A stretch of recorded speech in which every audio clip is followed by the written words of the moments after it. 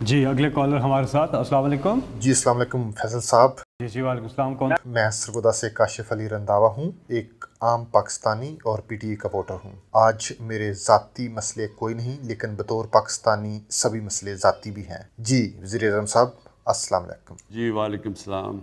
वज़ीर-ए-आज़म साहब, सवाल बहुत से हैं, लेकिन मुझे एहसास है कि आपके पास वक्त बहुत कम है।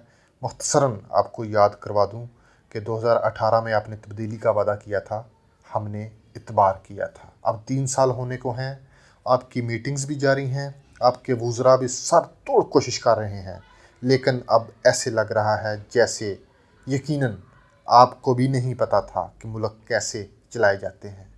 आपकी नीयत पे शक नहीं, आज भी यकीन है कि आप बेईमान नहीं, खुद चोरी नहीं करेंगे, लेकिन माजरत के साथ अब आपकी काबिलियत पर शक हो रहा है, क्योंकि नतीजा को नहीं निकल रहा।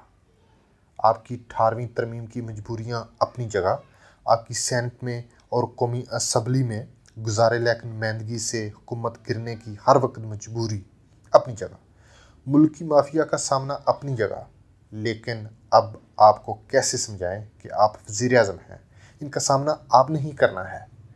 आपके पास इस सारे टेन्योर में आपने कुछ इंडस्ट्रीज़ को, कुछ अमीरों को तो शायद रिलीफ दिया होगा, लेकिन आम गरीब को कोई रिलीफ नहीं दिया। आज भी मार्केट में चीनी नहीं मिल रही, खास करके गवर्नमेंट के रेट पे नहीं मिल रही, आटा नहीं मिल रहा, पेट्रोल महंगा मिल रहा है, इंसाफ नहीं मिल रहा, जायज़ काम के लिए भी रिश्वत देनी पड़ती है, आम आदमी पिस रहा है। आपका खुद का भी कहना था कि कौम तबाह होती है जब इंसाफ नहीं मिलता। आप मदीने की रियासत बनाने के ख्वाहिशमंद हैं, लेकिन शायद आपको पाकिस्तान का मसला ही समझ नहीं आ रहा है। वज़ीर-ए-आज़म साहब, मुझे कहने दीजिए, आप करप्शन नहीं रोक पाए, आप इंसाफ नहीं दे पाए, आप महंगाई कम नहीं कर पाए, आप एनआरओ दें या ना दें, आप चोरों के पीछे रहें या आगे, इससे गरीब को कोई नहीं फ़र्क पड़ने वाला। जब तक आप निज़ाम ठीक नहीं करेंगे, खुदारा अगर आप मुल्क के साथ सिंसियर हैं, जो कि मुझे यकीन है कि आप हैं, तो इन वज़ीरों मशीरों के टोलों से ख़ुद को बाहर निकालें। ये कहना छोड़ दें कि महंगाई की बातें सिर्फ अपोजिशन कर रही है। ये जो आप 24 घंटे मीटिंग्स कर रहे हैं, इनका रिज़ल्ट देखें। ज़िमनी इलेक्शन का रिज़ल्ट आपके सामने है। याद रखें, आपकी मेहनतें, आपकी मीटिंग्स, आपका रातों को जागना बिल्कुल फजूल, ज़ीरो है अगर नतीजा सिफर है। वज़ीर-ए-आज़म साहब, अगर प्रोटोकॉल और सिक्योरिटी का इशू नहीं है तो ख़ुद बाहर निकलिए। अगर ये रुकावटें हैं तो बेहतर है आप बेस बदल कर बाहर निकलिए। आम आदमी के मसाइल जानिए। आपको सिर्फ अपोजिशन, नून लीग, पीपल्स पार्टी के लोग नहीं, बल्कि आपको आम पाकिस्तानी भी मिलेंगे, आपको पीटीआई के लोग भी मिलेंगे। कुछ नहीं होता, 5 साल की हुकूमत में 1 माह ऐसे भी कर लें। जिन रियासतों के आप दावेदार बनने की कोशिश कर रहे हैं, उनके बादशाह भी बेस बदल कर बाहर निकलते थे। खुद नहीं निकल सकते तो अहल लोगों की एक खुफिया टीम बनाएं। पंजाब के 4 ज़िला टारगेट करें, जैसे आपने 4 हलके सेलेक्ट किए थे। 1 महीने में आपको आम पीटीआई के, आम पाकिस्तानी के मसलों का पता चल जाएगा। ये सिटीज़न पोर्टल जिस पर आप गुरूर कर रहे हैं, शुरू में ब्यूरोक्रेसी को डर था, अब उनने मैनेज कर लिया है। जिसके खिलाफ शिकायत हो, वो शिकायत को ही गोल मोल करके ख़त्म कर देते हैं। जब तक प्रॉपर चेक एंड बैलेंस नहीं होगा, इस तरह मसले हल नहीं होने। मसला हल करने का हमेशा एक ही फार्मूला है वज़ीर-ए-आज़म साहब, मसला समझिए, उसका हल निकालिए, उसके मुताबिक को पॉलिसी बनाइए और उस पॉलिसी को अमल दरामद कराएं, और फिर प्रॉपर चेक एंड बैलेंस रखें। यही फार्मूला है। आपके पास वक्त बहुत कम है। कोई एक शोबा ज़िंदगी तो ठीक कर दें, मेहरबानी करें। आम आदमी की ज़िंदगी की कोई एक तब्दीली, करप्शन, महंगाई, इंसाफ, बेरोज़गारी, कोई एक चीज़ तो ठीक कर दें। वज़ीर-ए-आज़म साहब, मैं मानता हूँ बतौर वज़ीर-ए-आज़म पाकिस्तान आपके पास वसाइल कम हैं। वजह, हम गरीब कौम, हमारी हुकूमतें भी कमज़ोर होती हैं। हाँ, पहले कभी आप कहते थे जब ऊपर हुक्मरान ठीक आता है, नीचे सब ठीक हो जाता है। अब आप कहते हैं तब्दीली रातों रात नहीं आती, لیکن یہ بات یاد رکھیں کہ ہم نے آپ کو ووٹ صنعتی تبدیلی کے لیے نہیں دیا تھا، یا آپ سے یہ نہیں کہا تھا کہ کوئی آپ ایسا کام کریں جس کے لیے آپ کے پاس سرمایہ ہی نہ ہو، یا آپ تیل کے کنویں نکالیں، یا ابھی کے ابھی موٹر وے بنائیں، یا اتنے بڑے بڑے کام کریں کہ آپ ڈیم بنا دیں۔ یہ کون سی تبدیلی کے آپ پیچھے پڑ گئے ہیں؟ ہم نے تو آپ کو ووٹ دیے تھے کہ آپ ہمارے بنیادی مسائل حل کریں، جن کے لیے سرمایہ یا انفراسٹرکچر کی ضرورت ہی نہیں ہے۔ آپ نے تو اچھی ایڈمنسٹریشن کے ذریعے عام آدمی کے مسئلے حل کرنے تھے، اور یقین کریں پاکستان کے بہت سے بنیادی مسائل ایسے ہیں جن کا حل پیسے میں نہیں بلکہ اچھی ایڈمنسٹریشن میں ہے۔ آپ کے وزیر، آپ کے مشیر جب آپ کو اپنی کارکردگی بتائیں تو آپ خود بھی دیکھا کریں، آپ ان کی کارکردگی پہ خود ہی مطمئن ہو رہے ہوتے ہیں۔ یہ کارکردگی آپ عام آدمی سے پوچھیں۔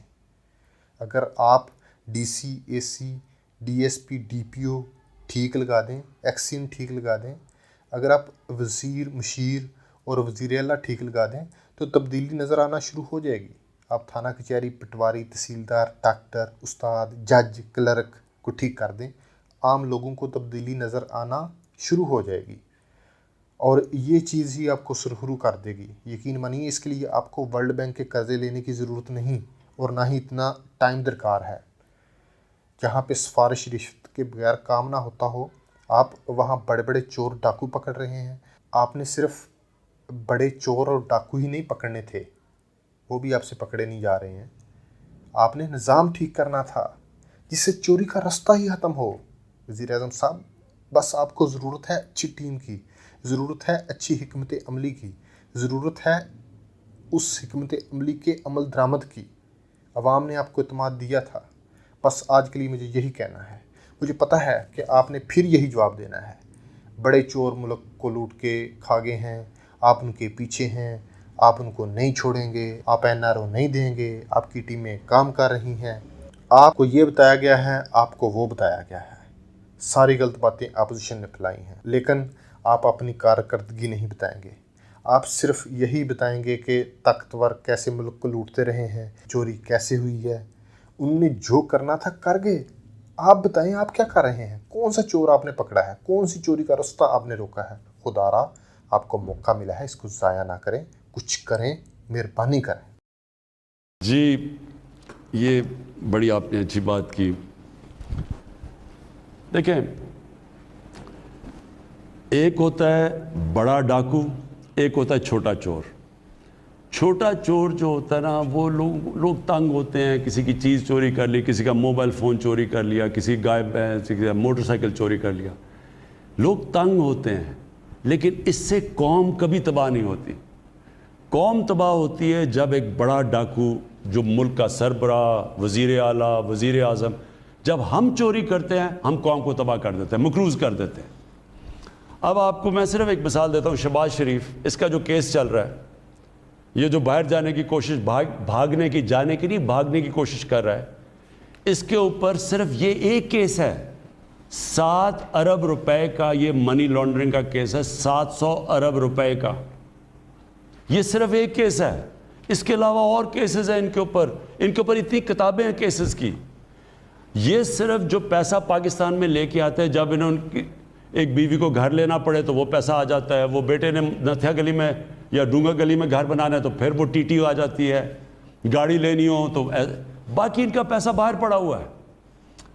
تو یہ سوچیں کہ اگر 7 ارب روپیہ صرف ایک، یہ جو ہم نے پکڑا ہے، یہ ٹپ آف دی آئس برگ ہے، جو باقی ان کے پاس، جو شریف و نواز شریف کے پاس، جو ان کے بیٹے اربوں روپے کے وہاں گھروں میں رہ رہے ہیں، وہ کدھر سے پیسہ آیا؟ وہ یہاں کا پیسہ چوری ہو کے گیا۔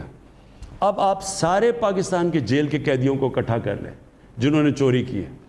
میں آپ کو لکھ کے دیتا ہوں کہ جتنے پاکستان میں 70,000 جتنے بھی جو چوری پہ گئے ہوئے ہیں، ان کی سب کی چوری کر دیں، وہ بھی 7 ارب روپیہ نہیں بنتا۔ تو اس لیے جو بڑی کرپشن ہوتی ہے، جو حکمران کرتے ہیں، یہ ملک کو تباہ کر دیتی ہے۔ اس لیے میں نے کہا کہ جنرل مشرف نے جو 2 NRO دیے تھے زرداری کو اور نواز شریف کو، 10 یعنی آپ تب سے سنیں کہ 6,000 ارب سے 30,000 ارب پہ پاکستان کا 10 سال میں قرضہ گیا، اس نے تباہی کیا ملک کو۔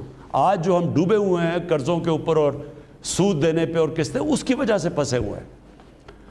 تو میں نے نہ تب کبھی آپ کو شروع میں بھی کہا، نہ میں آج میں کبھی کسی کو NRO نہیں دوں گا. وہ اس لیے نہیں کہ مجھے کوئی ڈر ہے ووٹر یا مجھے ووٹ نہیں پڑے گی، مجھے خوف خدا ہے. اللہ کو میں جواب دوں، میں یہ اگر کس منہ سے ہم یا لوگ بیچارے جیلوں میں گل سڑ رہے ہیں اور یہ ہم بڑے بڑے لوگوں کو چھوڑ دیں، یہ میں کبھی نہیں کروں گا. اب لیکن یہ میرا آپ کو وعدہ ہے کہ یہ جو چینی کے اندر جنہوں نے چینی مہنگی کر کے لوگوں سے عوام کو تکلیف پہنچا کے، غریب لوگ چینی کھاتا، اس کے لیے چینی سب کچھ ہے، ان کو نقصان پہنچایا، یہ میرا آپ سے وعدہ ہے کبھی میری گورنمنٹ چلی جائے ان کو NRO نہیں ملنے لگا. اور میں آپ کو سامنے ایک چیز میں نے دیکھا لوگوں کو بتانے کے لیے کہ کتنا فرق ہوتا ہے جب آپ طاقتور ہوتے ہیں. اس ملک میں کرتے کیا رہے ہیں؟ جو طاقتور ہیں وہ کیسے اس ملک کو نقصان پہنچاتے رہے ہیں. اب سارا جو ملک کا ٹاپ جتنے بھی بڑے بڑے سیاستدان اور جو طاقتور، وہ سارے شوگر ملز ان کی ہیں، سب کی شوگر ملز ہیں. اب وہ شوگر میں آپ یہ سوچیں کہ 1 روپیہ جب چینی مہنگی ہوتی ہے تو 5 ارب روپیہ عوام کی جیبوں سے نکل کے شوگر ملز کے پاس چلا جاتا ہے. اگر 20 اور ہمارے دور میں 25 روپے چینی مہنگی ہوئی تو یہ سوچیں کہ 100 ارب روپے سے زیادہ عوام کی جیبوں سے نکل کے شوگر ملز کے پاس چلا گیا. لیکن وہ شوگر ملز جو سارے طاقتور کے پاس ہے، اب یہ ذرا سوچیں کہ انہوں نے آج تک ٹیکس کتنا دیا ہے. 5 سالوں میں ہم نکال رہے تھے، انہوں نے 5 سالوں میں ٹیکس کتنا دیا ہے؟ 22 ارب روپیہ. اس میں سے ان کو ریفنڈ کتنا ملا ہے؟ 12 ارب روپیہ. تو رہ گئے صرف 10 ارب روپیہ انہوں نے ٹیکس دیا ہے. اور ان کو 5 سالوں میں سبسڈی کتنی ملی ہے؟ 29 ارب روپیہ. یعنی کہ پاکستان کو یہ جو طاقتور ہیں، یہ کیونکہ یہ طاقتور ہیں، ایوانوں میں بیٹھے رہے ہیں، ان کے شریفوں کی بھی شوگر ملز ہیں اور وہ زرداری کی بھی شوگر ملز ہیں، نہ یہ ٹیکس دیتے ہیں. چینی جب چاہیے مہنگی کر دیتے ہیں. چینی بن جاتی ہے 3 مہینے میں، گنا جاتا ہے شوگر مل میں چینی بن گئی، لیکن سارا سال چینی کی قیمت اوپر جاتی رہتی ہے. اس لیے ہم نے ان سارے مافیاز، یہ میرا وعدہ ہے آپ سے، سارے مافیاز کے اوپر کوئی کسی سے رعایت نہیں ہوگی، لیکن ناانصافی کسی سے نہیں ہوگی.